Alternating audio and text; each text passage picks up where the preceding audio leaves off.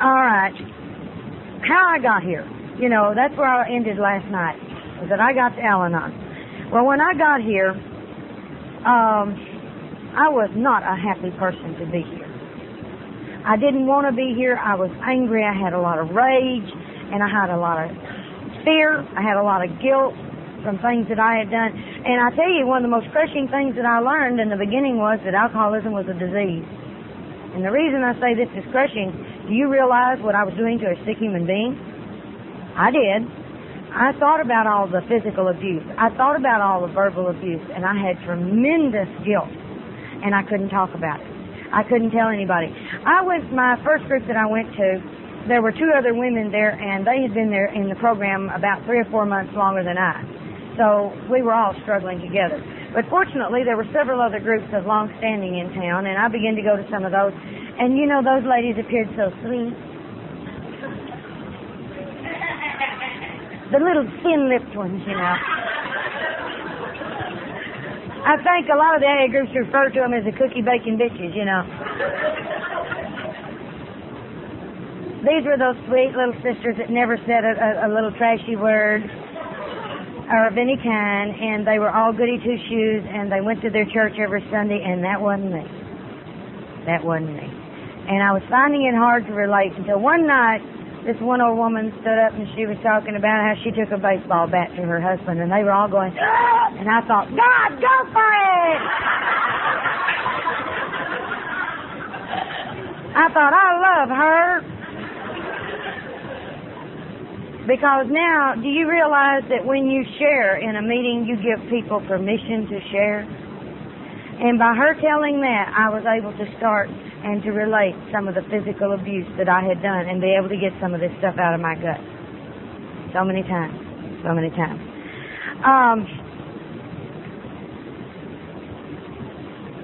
I loved when I gave my husband the antabuse. I really thought that was a cure for the alcoholism. And I wished after I got an Al-Anon there was a pill that I could take that would make me not want to bitch and gripe and nag. And J.D. certainly wished that. Nothing changed too much in my life the first year I was in the program. And the reason was I didn't do anything but go to meetings. That's all I did. But I was in a meeting every day. I went to a meeting 365 in 365 days because I felt good in those meetings. I'd hear this stuff and I'd feel good, but I couldn't take it home and do anything with it. I would talk to my sponsor, but I still couldn't do anything with it. And I think that she knew I was at that point where I was having to filter this stuff. You see, I'd always prided myself on being an intellectual. And I had it real hard trying to identify feelings. Very hard. I would have feelings, but I wouldn't know what they were. And I didn't know how to identify them. And so it took me a year. But nothing really changed in my life during that year because I wasn't doing anything different other than going to meetings. It's like sitting in a garage don't make you a car, you know. And I sit there, you know, and I'd sit there. And I'd listen.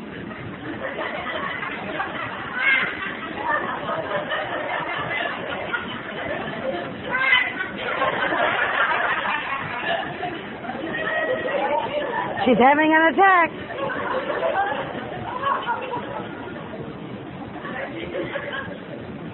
Okay. And finally I began to see that I was powerless. See, in the beginning, being powerless over alcohol was not a big deal. Alcohol didn't affect me like it did him. And the way that my sponsor worked with me, she said, you know, you are powerless over what alcohol does. And I thought, now that's true. Once you take alcohol in, you are powerless over what the alcohol does. And I knew that I was powerless to keep him away from alcohol. So I was powerless over alcohol. She said, did you ever think about you were powerless over the man? No. No. It never occurred to me. And she said, well, how well does it work? And I said, well, it works as much as he wants to let it work. You see, he would let me dictate how we were to be. As he put it one time, he was as henpecked as he wanted to be. On things that didn't bother him and doing issues with him, he'd let me have my way. It was no big deal. And then all of a sudden one day it would hit an issue that he was concerned about or that he did feel strongly about, and then he would balk. And I couldn't understand why it was, because he was minding so well as we went along. And then all of a sudden he would balk. And it never occurred to me that this was not healthy relationship. It never occurred to me.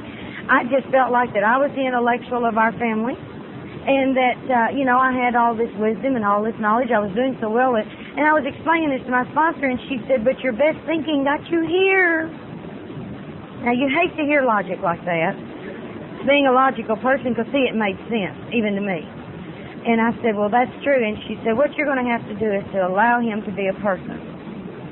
She said, if you could have him to be just like you, that's all you'd have would be a reflection of yourself. And she said, I bet you couldn't live with that either. Now, that was a horrible thought. But the more I look at it today, that's the truth, because I usually don't get along with too well with someone who's exactly like me. And I found that he had a lot of qualities that I liked. And I never knew that because, see, I kept trying to make him be some way. When we got married, he wasn't exactly what I wanted, but he had a lot of potential. You know? Had a lot of potential. And it's funny, but if you had asked me about my husband, I would have told you all his wonderful qualities. And I would tell you, this is how he is. He's such a wonderful person. And then immediately I'd go home and try to change him. And that's crazy. That's crazy. But I didn't know that was crazy because, see, I kept thinking he needed to use his potential. And God, I don't know what I did with my potential. But the craziness was upon me. And so when he quit drinking and started going to AA, that changed everything for me because, see, he was doing things different. And the things that I'd been faulting him on, those major things like drinking and other women and things of this nature, he quit doing those. But did you know I had a lot of resentments and a lot of hurt and a lot of things from over the years of him doing those things that I didn't have any way to deal with. And they would talk about resentments in meetings, and that was terrible for me. I hate to go to resentment meetings. Because talking about resentments brought this crap back up to me again. And I'd go home and I'd hit him. Not for what he had done now, but for something he had done 4 years ago that you reminded me of when you started talking about that stuff. You know? Because I had all that stuff so deep inside me. Well, my life was unmanageable. Now, I didn't know my life was unmanageable. How could my life be unmanageable? My God, I was the one that was working. I was the one keeping the family unit together. I was paying the bills. How could my life be unmanageable? The phone would ring and I would go like that. It never occurred to me that unmanageable, somehow in my mind I put it together with daily functioning in the financial world or in keeping your house together. And that to me is not where my life was unmanageable. My life was unmanageable on the inside. I could not control my feelings. But I had this thing that was running around and I felt like I had a hole in the middle of my gut and the wind was blowing through and I couldn't fill that up no matter what I did. I had fears. I mean, when that phone would ring or the door or someone knocked at the door, I would knot up and I knocked. Because many times that was the police and many times that was things that I didn't want to have to deal with. So you get to where you don't want to answer the phone and you don't want to go to the door. Or if you hear a siren, you automatically know it's either your house is burned down. You know, did you ever hate to or be fearful to drive home to fear it wasn't there? You know, this is unmanageability on the inside. And I never realized that's what I had. One of the things that I was taught as a child was, God will do for you what you can't do for yourself. I found that that meant that I was supposed to do everything I knew that was humanly possible first. And then, if it didn't work, then I might ask God for help. But by that time, I was so discouraged, I didn't really give a damn. And so that particular thing that I learned, which was a slogan or a little saying, nearly killed me. And what I had to realize was that God helps people who ask for help. And it never occurred to me to ask God for help before I did something. It was only after I got it screwed up that I'd say, oh, well, here it is. Now let's see what you can do with it. My biggest motivator in getting started on the steps was pain. Pain today is my biggest motivator. Now, I had a tremendous amount of pain tolerance when I came into the program. I had been in pain all my life. I had been in pain for 30 years, and I didn't know how to function without pain. You know, pain becomes comfortable after a while. Our sickness becomes comfortable to us because we don't know anything else, and it feels strange not to be operating in the sickness. It definitely feels strange. But once that I admitted that I was powerless, and that meant I had no control of, none whatsoever, that nothing I did would bring about a positive result. That was how I had to get it in my mind, that what I'm doing is not affecting a positive effect on something, that I hadn't got what it takes to do this job, then perhaps I might be powerless. You know, I was powerless over myself. So many times I would say, I'm not going to do that today. The hell I won't. You know, you would go right back to it time and time again because it was automatic. It's like I got up in the morning and I punched the automatic button and I automatically did things. I didn't stop and think about them. I just did them. And you would tell me, well, don't do that. And I'd say, okay, but I couldn't help myself. I'd find myself going back to do that again and again. I didn't like the word powerless because it blew my whole theory of life. Blew my whole theory. But the bottom line was my theory of life wasn't working. And when I could be honest enough with myself to realize that what I was doing wasn't working, it's not really doing what I thought it was doing. So, you know, everybody, I would have a perfect life if you would just let me run the world. If I could get everybody all lined up with their marching orders, and if everybody followed the plan, it'd be okay. People don't do that. People are tacky.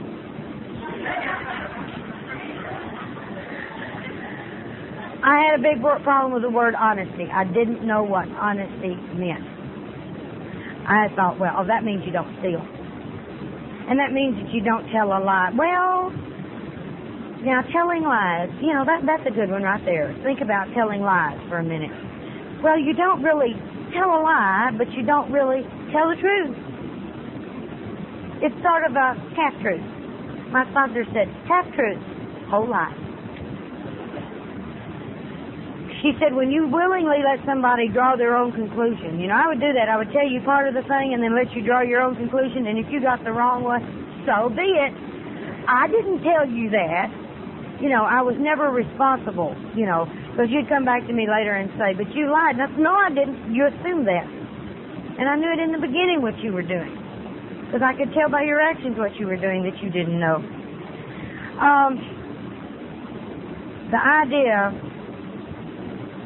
that I had to be truthful. To me, the difference in honesty was, it was a difference between living in denial or living in reality.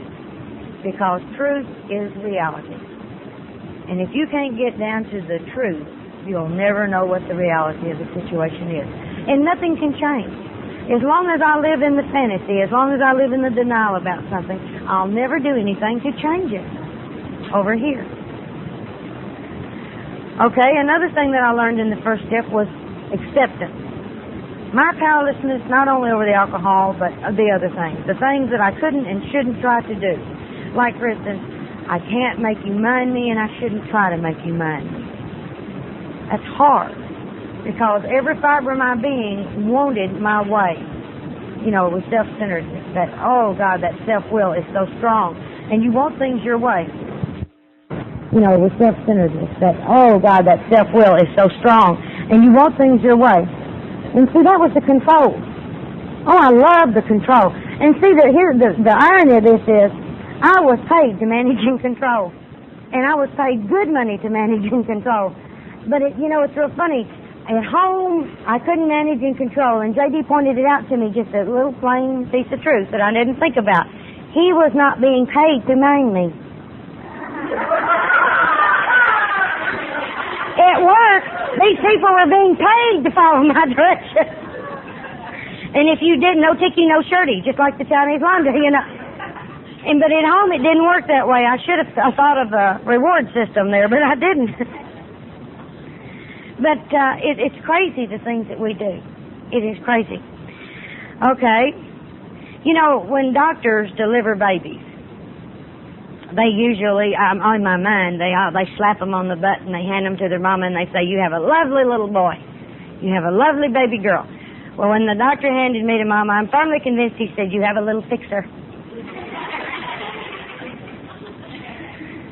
Because always I sit around, even today I have to watch myself, because when something happens, it occurs to me that I have the solutions. I have the answers. I will fix this if you will leave me alone. I've done this at home. I can tell you there's a lot of things at home I can't fix that I thought I could. Plumbing, I'm not too good at that. We had to have a new commode. Actually, it was just a little leak when I started, but when I got mad because it wouldn't stop, I took my wrench and went like that and accidentally hit the bowl on the china, and so I don't do plumbing, But if you have a problem, it's real easy to look at somebody else's situation and say, I know what would work for them. I know what would work for them. And you don't really know that at all. Or I was one that would always say, well, now if it were me, this is what I'd do. You don't know what you'll do till you're put in that situation, because I have done things that I never dreamed I would do, put in various situations. And if somebody had told me, I'd think, no, that's not what I'd do, because I'm very logical. And I am very logical, but I'm also ruled by emotions that come into there. And that's my little filters that I see things through. And my filters alter the reality. Because when feelings get in there, feelings and facts are totally different. Facts are facts. Feelings aren't necessarily facts. Feelings just are. But I will take those feelings sometimes, I'll color my facts, and what I'll do over here will have nothing to do with what's actually going on. And I won't be able to see that. I had lost control of my emotions. And if you don't control your emotions, they'll control you. I was so angry when I got here. I was mad all the time. I did not recognize any other feelings, because everything that hurt me made me mad. I didn't know to say, you hurt my feelings. I'll say, you pissed me off. I did not know how to differentiate between my emotions. So I had a long time with that. I was told that in order to accept something, I didn't have to like it. Oh, I thought if you accepted something, that means you put your stamp of approval on it and you thought it was okay. My sponsor said, well, do you like the fact there's war going on over in such and such? I said, well, not particularly. She said, well, can you do anything about it? I said, what can I do about it? She said, nothing exactly. You don't have to like it in order to accept it. You just have to accept that that's the reality of the situation and then make your choices for your life. And that was a whole new concept for me, to understand that there were some things about J.D. that I didn't like, but I had to accept the fact he did those things. And then I had a choice if I wanted to live with someone who did those things. There's always choices. Thing of it is, I never liked my choices. I might have 4 choices. I don't like any of them.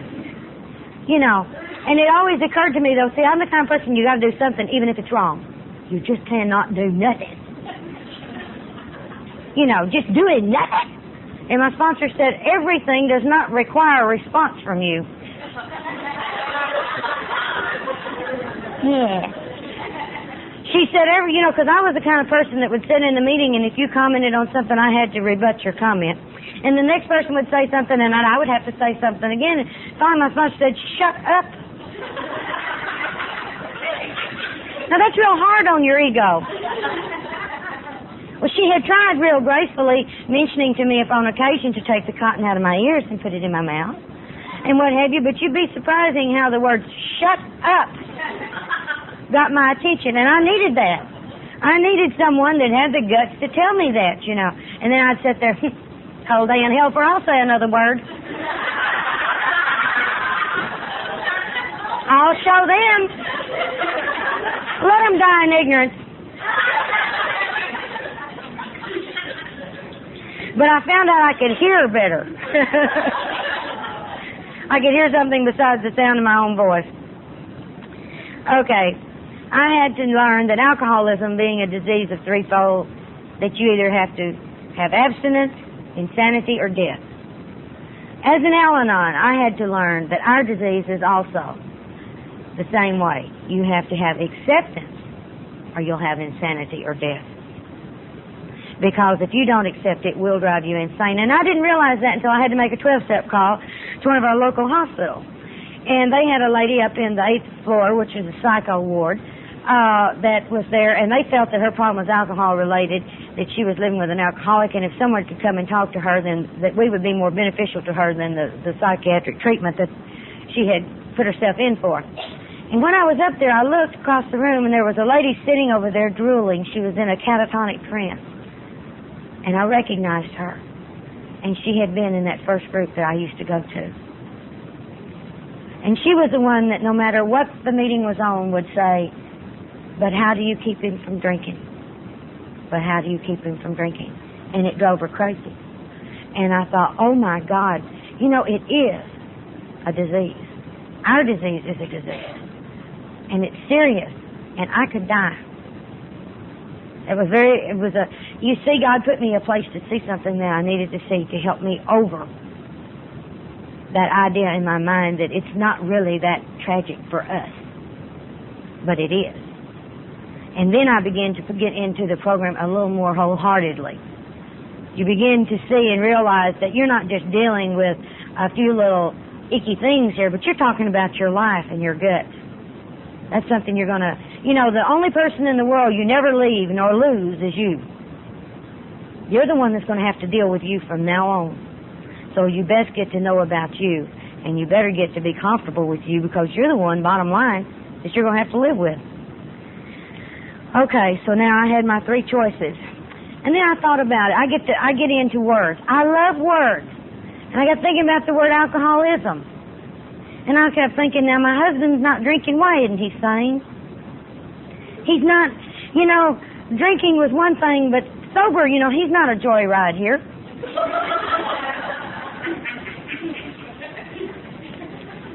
And he informed me one day that he has alcoholism. It's not alcoholism.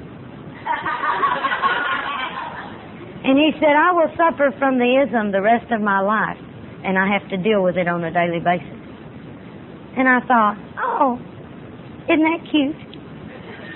And then I got to thinking, you know, our disease is the same way. I don't ever get Al-Anonism. You know, I get Al-Anonism. And that's that I, self, and me. That's that self-centeredness. All the time, the I, self, and me. And it's going to be with me the rest of my life unless I am working on it. So, I had to let go of people and stop trying to change them. And that is so subtle at times. It never occurred to me that, like for instance, a very simple way of managing and controlling. For those of you who have a spouse or someone, or a child, this will work either with a child too, you are laying their clothes out for them. It's a kind, loving thing to do. And you quit doing it. Because you see, your sponsor says, you're not the mother of a 40-year-old man. And I told her, I said, that's right, I resent laying that crap out too, because it would occur to me that he'd say, we'd be getting ready to go somewhere, and he'd say, what do you want me to wear? And I'd say, well, I don't care. And he'd say, well, lay me out something, and I would, and he'd say, I'm not wearing that. You know, he'd say, I'm not wearing that. And I'd say, well, what do you mean you're not wearing that? He'd say, I don't like that. And so this had caused us a lot of conflict, so I just quit being his mother. Now this was, you know, it's really difficult when you quit doing something because they keep wanting you to play the game with them. Because that's what's normal. That's not normal not to do that. So he decided that he would push the issue, and we was getting ready to go to the meeting. He said, what do you want me to wear? And I said, I don't care. I said, just wear whatever you want to wear. He said, well, lay me out something. I said, no, I'm not going to be your mother anymore. I'm not going to dress you, little boy. I said, you don't have to do this for yourself. So he decided he'd get even. He was going to force me to continue to do this. And so he went in and he put on a sock of one kind and a shoe on one foot and a boot on the other, a pair of pants and shirts that nowhere go to anywhere. And we went to the meeting. I tried not to look at him. And I kept telling myself, I'm not responsible for him. He's an adult. I don't care if other people look at him and think I don't know how to dress him. That's not important. It was, but I kept telling myself this over and over and over in my mind. And when we got back home, he looked at me and he said, I've never been so embarrassed in my whole life.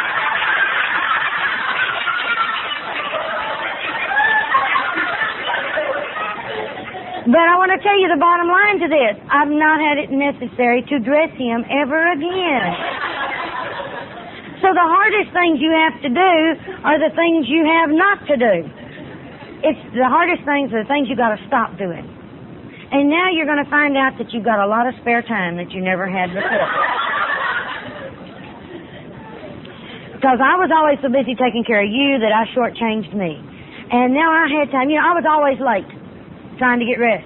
Well, when you got to dress somebody else and go through all the war, by the time you get through with that and actually get his clothes on his body, you got to just throw yourself together. And then I'd end up putting my makeup on in the car and spearing myself in the eye with a mascara wand and, driving down the road, putting on mascara, doing your nails, going down the road. Because I had to take care of someone else. Well, see, I don't have to do that anymore because, see, step 2 says that I can come to believe there's a power that will restore me to sanity. And I was beginning to believe. And my power in the beginning was my sponsor. And she gave me things to do that began to bring that sanity back in my life, like letting him go and allowing him to dress himself, allowing him to take care of himself. And I said, but you don't understand. He doesn't. She said, you don't understand. She said, I understand, but you don't understand. She said, you think he'll not survive. I said, well, I've been taking care of him all these years to keep him from going in the gutter. God forbid. She said if he'd have gone in the gutter, he might have got help a lot sooner. She said, all you do is you stand in the way of someone else's growth when you do it for them. Because she said, in our literature, it says that if you do something for somebody, you make their failure to do it for them permanent. You don't realize how when you're doing these things for somebody, you are keeping them from ever being able to do that for themselves. Because it took him a long time to learn how to match his clothes. It took him a long time. And it was a big struggle for him. And he felt really weird about it. And I felt weird about the way he went out of the house sometimes. But it was necessary because I began to see if I dropped dead today, my God, the man couldn't function. And that was not an ego trip. That was the truth. He didn't know how to take care of himself. He didn't know how to write a check. He didn't know how to fill out any tax forms. I had taken care of all the administrative work of running a household. He had no idea. And so I decided after I'd been in the program a little while, my sister's husband died, and she said, would you go with me on vacation? I haven't been anywhere for years. And I thought, but I can't leave him, because who will take care of him? And I talked to my sponsor. She said, God will. God knows, J.D.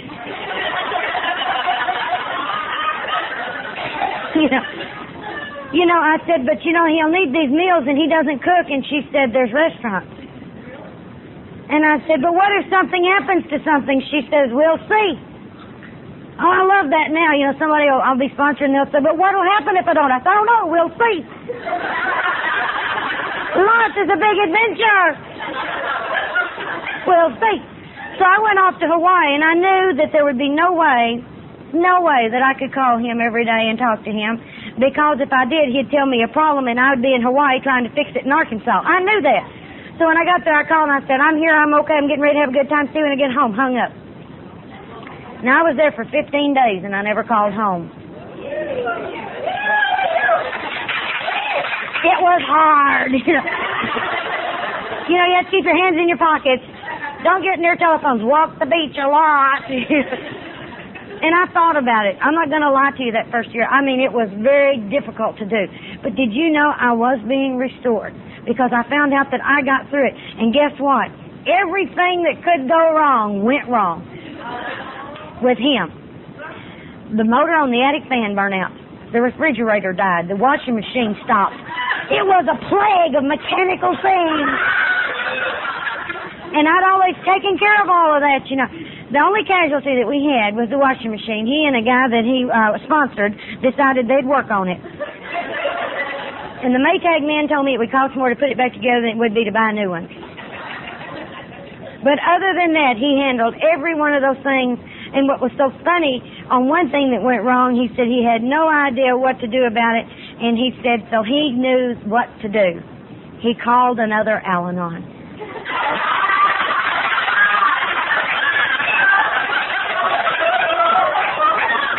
He called a girl that I sponsored, and he said, I know she has this here somewhere. Do you know where it is? And she said, yes, it's on her Rolodex. He said, thank you. And he found it, and he said, you know, the horror of that for him was, he said, to know that someone living outside our house knew more what was going on inside our house than he did. That embarrassed him enough to where he didn't have to do that anymore. He began to take an interest. He began to want to sit down when we would pay the bills and go through these things together. He wanted to learn how to do the checks. He wanted to learn how. And did you know, I held on. I was afraid to give those things up, because what if I give those things up and then he doesn't need me? He might not want me. You know, that sick need that we have to be needed. You know, I can remember when he asked me to marry him, he said, I need you. And it sounded better than I love you. Because they keep you longer. So you want to keep that need created so they'll keep you. It gives you job security, you know. Haven't you ever had a job where you did something on your job and you don't want anybody else to know how to do that procedure? Because if they did, then they could fire your ass. So therefore, as long as you know and they don't know, you got it. Well, see, that's how I've been doing with all the house and all this stuff. I had my position there and I didn't want to change, but that's not the way it is today. And it's a good thing, because as much as I'm gone, he has to take care of all of these things. And my God, the freedom it gave me to realize that we could share responsibilities instead of it being my job, his job. I don't know about y'all, but garbage was a big deal at our house. We had major problems with garbage. The problem was he didn't take it out when I wanted it took out. And my sponsor said, are you going to allow him to do that? Is that a job that he wants to do? And I said, yeah, we sit down. And I told him I do all the cooking and everything. Would he mind to take out the garbage? He said, no. She says, well, then let him. And I said, but he doesn't take it out the right time. She said, that's not your job. She said, you have choices. Now, you either take the garbage out yourself and shut up. She's big on shut up. Because I was big on bitching, see? J.D. says I'd bitch if I was hung with a new rope. And she said, your second choice is you can allow him to take it out whenever he chooses to, but don't bitch. I said, I don't get to bitch on either one of those. And she said, that's right, because she said, that's a character defect in you. And she said, we're going to work on that. And so I found out that I could just leave the garbage there. And if it got to driving me crazy, I got up, I took it out, and I kept my mouth shut. And I found that when I was doing it like that, it didn't bother me and it didn't bother him, and we didn't fight over the garbage anymore.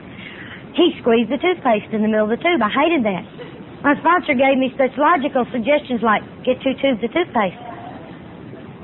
It never occurred to me in 9 years of marriage to get 2 tubes of toothpaste. But I'm very logical. It's real funny how we can miss on these little bitty things. And when I realized it wasn't the big things that drove me crazy. It was these little bitty things. You know, like for instance, he would come in from work and he would start undressing at the front door, and there would be clothes strung from one end of my house to the other. And I had 2 dogs and they'd carry the clothes around. So the old maid here would come behind and pick up all the crap, bitching and griping. And I said, J.D., there's a clothes hamper right here next to the door in the bathroom. Why can't you put the clothes? No, I don't know. It's just not convenient.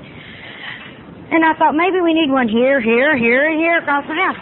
And my sponsor said, does that bother you? And I said, drives me crazy. She said, then leave it alone. She said, things that drive you crazy, leave them alone. And I said, well, what do you mean? And she said, well, you have a choice. You can pick up the clothes and not bitch, or you can let them lay and not bitch. And I said, well, what'll happen if we let them lay? She said, I don't know. Let's see. I said, okay. So we're letting them lay. We're letting the little dudes lay, and I mean, we got a week's worth all over the house. And he went to his meeting, and he brought some guys home with him. And he came in, and it's like he saw him for the first time. He goes, guys, as you can tell, my wife's no housekeeper. And I looked at it and I said, yes, and y'all can tell those are my ducky shorts.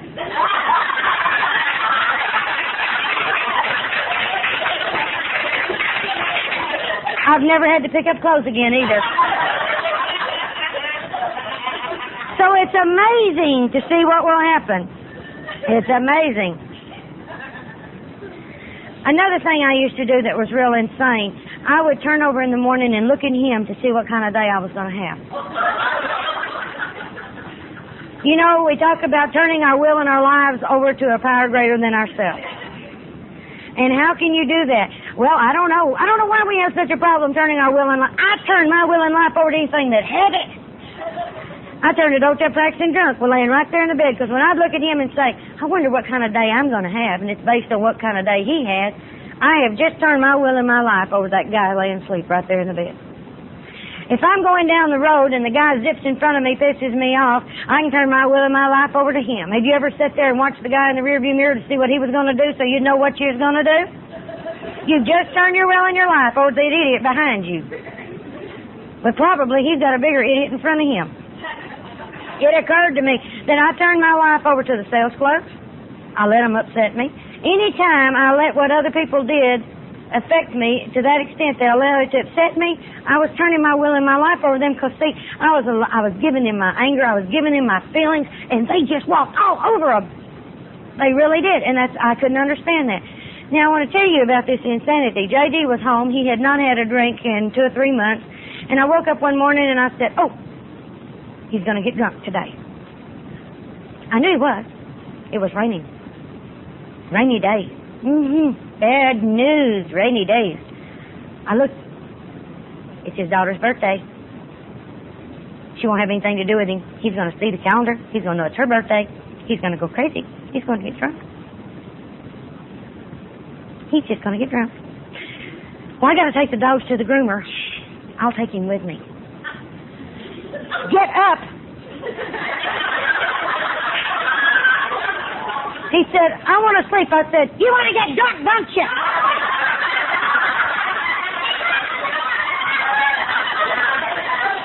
He said, what the hell's the matter with you? I'm laying here asleep. I said, it's raining in Vicky's birthday. You're going to get drunk. I said, you're going to the groomer. He said, I'm not going to the groomer. I said, yes, you are. He said, no, I'm not. And I got up and I said, well, I got to take these dogs. God darn it, takes me 2 months to get an appointment over there. I ain't taking these dogs, but you're going to go. And we got in this, and I got halfway there, and I realized the dogs were still at home.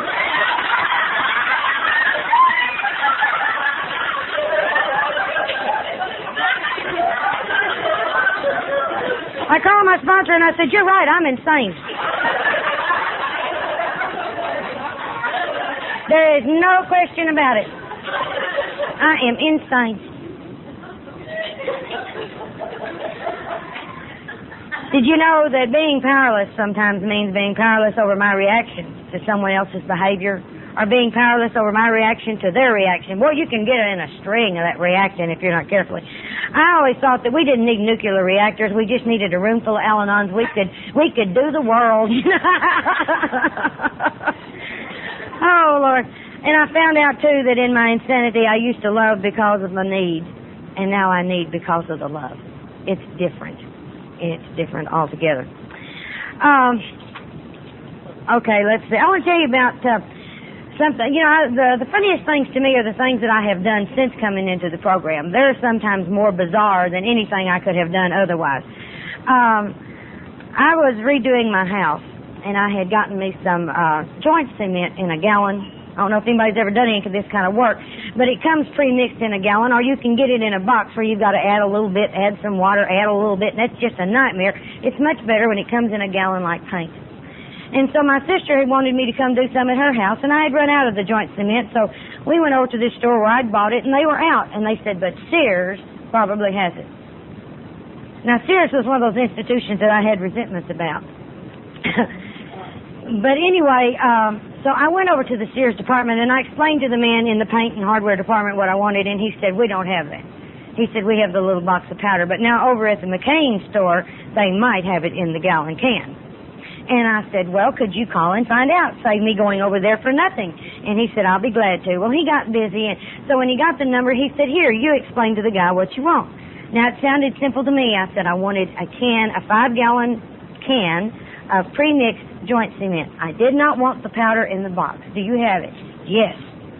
Great, I will come get it. I got over there and he handed me a box of powder. And I looked at him and I said, you lied to me. I specifically told you I wanted a can. He said, well, it'll do the same thing. And it made me furious, and I wanted to hit him. But Al-Anon said that my sponsor told me that I could no longer hit people. She wouldn't give me that. Now, I had beaten my umbrella to death in a closet. I went into a closet and grabbed an umbrella and just beat it to death. And see, God was real good because I went to bingo with the group the next Friday night and won an umbrella. Well, God knew I needed one.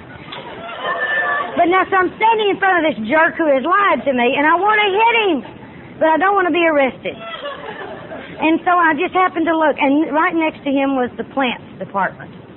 And there was this beautiful philodendron sitting right there by his cash register. So I went over there and went, and I bit all up and down the whole...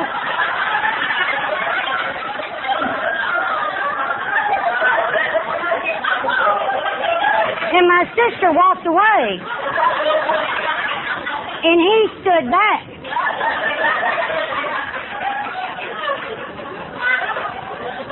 And when I got home and I was telling Lou Bell about what I'd done, she said, "Oh, Lordy." She said, "That's going to be one hell of an amends."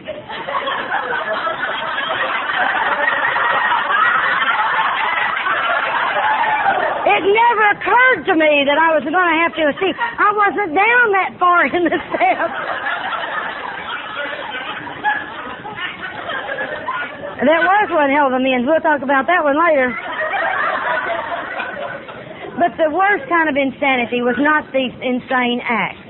The insanity that I had that was so bad for me was the little thought that would say, "This time it's going to be different." Now that's insanity. I know now when I hear that thought, my little alarm system goes off and it goes ding, ding, ding, ding, ding. Crazy, crazy, crazy. Just one won't hurt. Crazy, crazy, crazy. Those are the things that were just driving me out of my mind. Now, the power that I had greater than myself. I like to say, by the time I got here, I had given up any type of concept of a higher power in my life when I was 12 years old and my dad died. I felt that God had killed my daddy, and I didn't want any part of him. Because God was in charge of life and death. Everybody told me that. So I just did not want anything to do with that God. But I had a concept in my mind of a God, and it was a cross between a gimme God and a gotcha God and Santa Claus. You know, I'd say, "God, give me this, God, give me that, God, give me this, God, give me that." Or I felt like that if you didn't do just perfect, God got you. And when something bad happened to me, God was getting me. I knew that. Well, today I know that that was the natural consequence of my actions for being in that pile of whatever I was in. You know, things have a tendency, what goes round comes round. What you sow, you reap. And it never occurred to me that I might do something real tacky today, and 3 years from now, from another area, something tacky happened to me, and I'd say, "Well, I didn't do anything to them, but I've done something over here." So what you sow, you reap, because it does. What you give out does come back. So the third step said I had to come to believe. Now that's the second step, Mary Pearl. Wait a minute. Third step is I got to make a decision. I got to make a decision. Now, you see, I had to come to believe in a God before I could make a decision to turn my will and my life over. I could not give myself to the God that I had when I came. I couldn't do that. Now, I could allow Lou Bell to give me directions. I could allow her to do that. And she kept saying, "But I can't be your God. This is what you've always done. You've allowed somebody to be your God." She said, "You're going to have a power that's greater than a human being. Something that's greater, because human beings, we can't do everything. So we're going to have a power greater." And I said, "Well, how do you find that power?" And she said, "The power is there, and it's hiding in the one place you never think to look. It's inside of you." She says, "You got to look inside." And I said, "What do you mean?" She said, "Do you ever have that voice on the inside that tells you, you really shouldn't do this? You really shouldn't do that?" She says, "This is a conscience, or it may be the voice of your God living within you." But she said, "Look to there for your guidance." And she said, "You're going to have to get quiet on the inside." Because, see, I was always on the inside. I was just going crazy. My mind, I could not turn my mind off. There was no way. And she said, "You're going to have to be able to do that. And I said, but you don't understand. When I lay down at night, all these problems come across my mind. And I said, and I find it very hard to go to sleep. She said, well, why don't you do this? She said, in the kitchen we had a light that you could pull down. It was weighted, or push it back up. She said, in your mind's eye, in your bedroom, she says, pull down a basket that's on one of those weighted and put all your problems in the basket and send them up. And she says, tomorrow morning, if you want to take the basket and get them back, all right. But tonight, let them go. And she said, and when you send them up, just say, to God, I'm taking them to you. Here they are. And then you go to sleep. And I said, that'll never work. She said, do it anyway. You know, the contempt prior to investigation, you know. I know it won't work. It's like people say, you ever had any of that? To know. You want something? No. Why? I don't like it. How do you know? Well, I don't know, but it just don't look like I'll like it. Stupid. That's stupid. I know that today. That's stupid. But I used to be like that. But now I'll try anything or do anything, because what the heck? What have you got to lose? Your problem. That's what you could possibly lose. And if you don't lose it, you're no worse off than what you were, you know. So I mean, the odds are good. You know, if you're a betting person, the odds are good. And did you know I began to sleep at night? I began to sleep at night. And I couldn't see that a lot of the stuff that was really bothering me was any different, except it wasn't bothering me so much. And that began to make me feel a little better. And so my car began to give me problems. Now, I didn't do well with mechanical things going wrong. It's like they ought to make a button on things that are mechanical, that when they go wrong, you can punch it and they go, oh! Because it hurt me when they went wrong. And it was like I wanted to inflict pain back on, how dare you break? You know, I expected things to last forever. Forever. And so here was my car. Now, the funny part about my car is the carburetor was giving me problems. And I'd go down the road and my car would turn itself off. I was powerless. My car was powerless. And I had a power car. So everything went off. The brakes, the steering, everything went weird, you know, when it would turn itself off, which was frightening. And so I went to the shop and the guy said, you need to have the carburetor rebuilt. I didn't have the money to have it rebuilt. And he said, well, take this little thing of gas and you can pour it through the top and it'll backfire. Maybe it'll knock some. He said, what it is, I think, is there's some dirt on the inside of the carburetor that's blocking the jets and it can't get the power. And that was just like me. I had so much dirt on the inside of me, it was blocking me and I couldn't get the power because I had all this stuff separating me from the power. And that's the way it was in that car. And so I'd pour that stuff through, and sure enough, it'd backfire and it'd run a few days. And then it got to where I was having to do it every day, and then it got to where I was having to do it 2 or 3 times a day, and that began to get on my nerves. Now, I'd gone to these meetings long enough, and you hear this stuff, and you hear it, but just hearing it doesn't do anything. You've got to do it. And I kept hearing, let go, let God, let go, let God. So that day I decided, all right, I was going to give that damn car to God. You know? And I said, okay, God, this is Mary Pearl at 409 Healy. I didn't want him to mix me up with anybody else. Because you see, it was real important for me to see if God was going to do something for me. Now, he did it for the other people in the group. I saw them, and they would say that God did this and God did that, and I thought, well, boy, that's neat if he does, but I'm not good like them. So he's not going to do that for me. I don't deserve that kind of treatment. And so I just told him, I said, here it is. I said, all I want is to get home. Would you please help me? Because I'm desperate today. And I went out there, and they told me that, you know, take the action. So I poured the stuff in, turned it on, nothing happened. It chugged and spit and what have you and quit. And I said, God, it ain't getting there like that. I said, now all I've asked here is just to get me home. It's not that big a deal. It's not but a couple of miles. But I sure want to go home. I'm tired. I'm frustrated. I'm hot. I said, I want to get home more than anything today. So I turned it on again. It chugged a little bit, and I said, God, you're going to have to smooth it out. It won't get there like that. And then it just smoothed out. And I was shocked. And I drove my little car home. And I got out of it. Now, a lot of people might say that was a coincidence or it just took that long. And it's not important. Like I said, it's not important what other people think today. But I know that on the inside of me, I had a feeling that I didn't have back there on the highway. And when I got out of my car, I got down and I knelt on the ground in my yard by my car. And I said, thank you to a God I had not believed in for getting me home. And I knew on the inside that I had asked for some help and that I had received help. Now that I knew. and I felt like there might be a suspicion that that God might have something to do with me. And that's where I began to start on my journey to having that God. And so now, and after a while, some more things happened that would confirm with me. And I began then to try to develop a God consciousness by asking God to go with me. And whatever I did to ask Him to accompany me, I'd say, come on, God, let's go to the store. Come on, God, let's go to work. God, we're going to get in the car now. God, help me drive. God, help me. And I began to just to do and say it, whether I believed it or not. But I began to feel different, and I began to feel more calm on the inside when I do that. And I found out that my driving habits changed when God started riding with me. I no longer found it necessary to cuss that guy out that pulled up in front of me. Instead, I'd say, God bless that man. He needs some help. Or I would say, God bless this person, God bless that person. And I wasn't becoming a spiritual giant or a religious nut. It's just that I was trying to practice the presence of God. And as I did that, I began to feel different on the inside, and I didn't hate that guy for cutting me off at the pass. I no longer had those feelings, and that anger, that terrible anger I had on the inside of me, had begun to go away. The anger was beginning to recede. And you see, all my life, I had taken credit for things that God had done for me.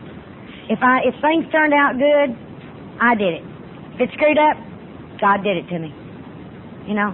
And my attitude began to change, and I began to recognize now the little things, those little coincidences, those miracles in which God remains anonymous. I began to see those things. And then the insanity began to leave me. The insanity. I no longer found it necessary to physically abuse people. The verbal abuse was longer in going. But my thinking began to get better. I didn't think such crazy thoughts all the time. And when I did think them, I could recognize that I was thinking a crazy thought. But an awareness began to come to me that I was God's kid. I was a child of God. I wasn't a piece of trash anymore. I began to feel better about myself as a human being. I knew it didn't change those things I'd done in the past, but I was trying to live different today. I was trying to practice those things. I had a little incident that happened down where I work. I was real short on money, and we had to have $130 to survive, and it wasn't payday. And I said, God, here's the problem. Let's see what you can do it, because, see, I got like Lou Bell now. Let's see what's going to happen, you know. And I went on, and Thursday I worked I was real lucky. I was one of those that had a 4-day work week. We were the first insurance company in the state to do that. And so on Thursday afternoon about 3 o'clock, personnel office called and said, we need you to see you for a few minutes. And I said, I wonder why. Maybe it's somebody's bring up. I didn't have it on my calendar. Anyway, I went down there, and they said, you know, the auditors have caught it, and we made a mistake on your pay last year, and here's a check for $140. And I sat there, I went back to my office, and I cried. And I said, God, He took care of the $130 I needed and gave me $10 extra. I mean, what kind of God is that, you know? But you see, I realized that God not only would take care of what I needed, but He also gave me some of what I wanted. And you know, what I want is not always what I need. You know, but I began to see now that God would take care. We had a conference that we were going to go to, and it was our first AA conference, and we were excited, and then we said, we can't afford to go to that. That's down at Hot Springs, all that money, and JD didn't even have a job. You know, he got fired when he got sober, and it had been months without a job. And I said to my sponsor, you know, I was telling her, and she said, well, have you thought about asking God? Well, no. And she said, well, why don't you just ask? And so JD and I, this began something new, too, for us. We got by the two of us knelt side by side and held hands and prayed about something. You see, there was a beginning of a change in our life where we could pray together. And we just asked God if it be His will, we'd like to go. I went to work the next day, used our Watts line, called down to Hot Springs, and made a reservation. 30 minutes later, JD called, and he had a job.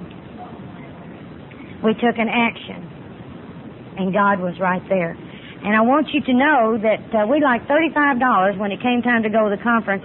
We like $35 having the bare minimum. This was eating cheese and crackers in the room, girl. But we wanted to go bad enough it didn't matter. You know, and JD said, I don't have anything to wear. Well, we'd never been to a conference. We didn't know you could be casual. You know, we just didn't know. And we were too stupid to ask, you know. And so he said, I need a new suit. And I said, we can't afford a suit, my God. Because, see, in my mind, You couldn't have a suit unless it was $300-400 because that was the standard of living that I was accustomed to, and what I wanted in there wasn't being able to live like that in those times. And that was good for me too, because during that period of real hard times, I learned that things were not so damn important. They're nice, but they're not necessary. And I got to thinking a lot when I was paying all those things and not having lunches and things of that nature. I determined, that couch that I had to have that cost so much that today I keep it. I call it my spite couch. I keep it in spite of all else to show me that things aren't important. But anyway, we liked this $35, and I got a brochure in from a place in Illinois that said they had suits that was a closeout, 4-piece suit for $49.95, and I thought, can't be much. But I didn't throw it away, and as time got closer, I thought, what the heck, nothing ventured, nothing gained, right? So I ordered it, and it came in, and J.D. was trying it on, and it was gorgeous, absolutely gorgeous.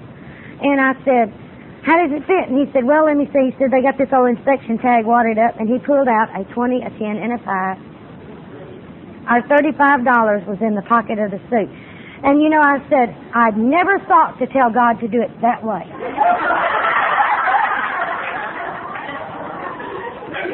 So don't put God in a box, Don't try to tell God how to. I was real bad about, saying, here's the problem, not God, here's what you need to do. Well, God doesn't need my advice because He does it. And, I always thought, well, my way wasn't that bad, but He just wanted to surprise me.